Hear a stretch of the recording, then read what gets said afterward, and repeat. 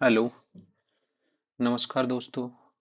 आज हम बात करेंगे कि अपने पास कि अगर कोई पॉली एटॉमिक अपने पास मॉलिक्यूल है और उस पॉली एटॉमिक मॉलिक्यूल को में अगर हम आपसे पॉली एटॉमिक मॉलिक्यूल्स के अंतर्गत अगर हम आपसे बॉन्ड ऑर्डर की बात करें तो वो हम कैसे ज्ञात करेंगे। बिल्कुल सिंपल वे में हम कोई भी रेजोनेटिंग स्ट्रक्चर नहीं बनाएंगे, डायरेक्ट काम करेंगे। तो पहला एग्जांपल अपने पास है कि हमारे पास दिया गया है कि भाई आप हमारे पास जो दिया गया है वो ये दिया गया है कि अपने पास एक सेकेंड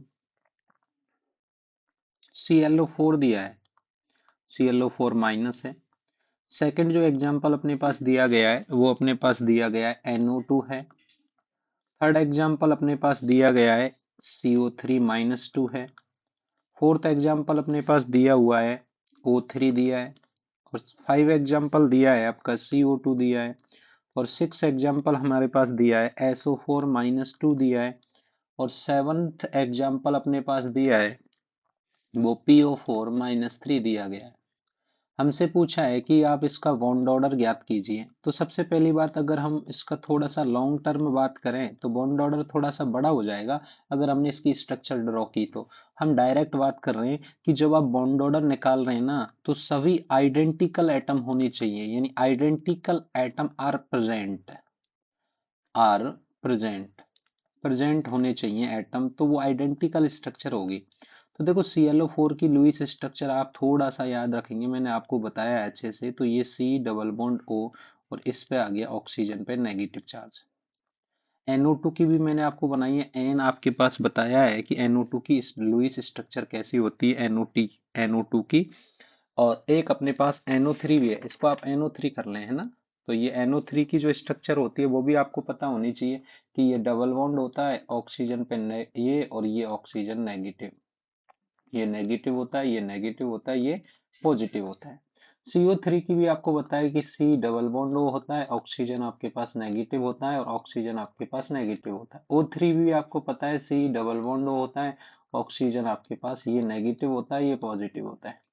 CO2 की भी स्ट्रक्चर आपको मालूम है, C डबल बॉन्ड O होता है और C डबल बॉन्ड O होता है। SO4 की भी इधर बना रहे हैं हम, S डबल बॉन्ड O होता है ना। और एक ऑक्सीजन पे नेगेटिव चार्ज और एक ऑक्सीजन पे नेगेटिव चार्ज, और एक होता है अपने पास P डबल बॉन्ड O होता है और तीनों ऑक्सीजन पे नेगेटिव चार्ज होता है। ये आपके पास स्ट्रक्चर्स होते हैं। यहाँ तक आपको कोई समस्या नहीं होनी चाहिए। चलो, बॉन्ड ऑर्डर कैसे निकालेंगे, डायरेक्ट याद करेंगे कि अगर हमें इसका बॉन्ड ऑर्डर निकालना हो ना तो आप कुछ नहीं करना। टोटल पहली बात तो सराउंडिंग जितने एटम है उसका डिवाइड कर देना।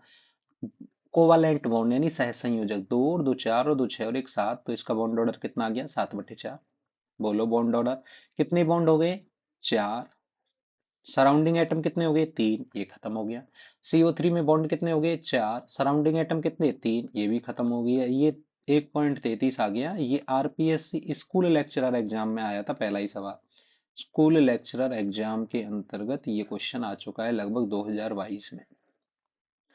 कितने कोवैलेंट बॉन्ड हो गए, बॉन्ड ऑर्डर बराबर बोलो 3/2 बराबर कितना हो गया 1.5। कितने बॉन्ड हो गए अपने पास, देखो दो और दो चार हो गए, तो 4/2 बराबर बॉन्ड ऑर्डर कितना आ गया, दो। CO2 में बॉन्ड ऑर्डर कितना आएगा, दो। SO4 में कितने हुए, दो चार पाँच छः, 6/4 आ गया। तो कितना आ गया, 3/2 आ गया। तो कितना बॉन्ड ऑर्डर आ गया 1.5। और इसमें दो तीन चार पाँच, तो 5/ कितना आ गया, चार। तो इसका भी आप बॉन्ड ऑर्डर निकाल सकते हो कि कितना आएगा 1.2 आएगा। तो आपने आज क्या सीखा कि हम बॉन्ड ऑर्डर कैसे निकालेंगे। तो बॉन्ड ऑर्डर निकालने का आपको पता लग गया ना। आपको कुछ नहीं करना, सबसे पहले जितने भी सराउंडिंग एटम है उसका तो भाग लगा देना है, और जितने कोवालेंट बॉन्ड हों उनका करके आपके पास क्या आ जाएगा, यहाँ पे बॉन्ड ऑर्डर आ जाएगा। एक और चीज मैं आपको बता दूं स्टार लगा के, अगर आपके पास बॉन्ड ऑर्डर है तो बॉन्ड ऑर्डर समानुपाती होगा बॉन्ड डिसोसिएशन एनर्जी के, ये समानुपाती होगा बॉन्ड स्ट्रेंथ के, और ये आपके इनवर्सली प्रोपोर्शनल होगा किसके, बॉन्ड लेंथ के। तो ये भी आप कर सकते हो अगर आपको मालूम हो। Thanks for watching this session, all the best.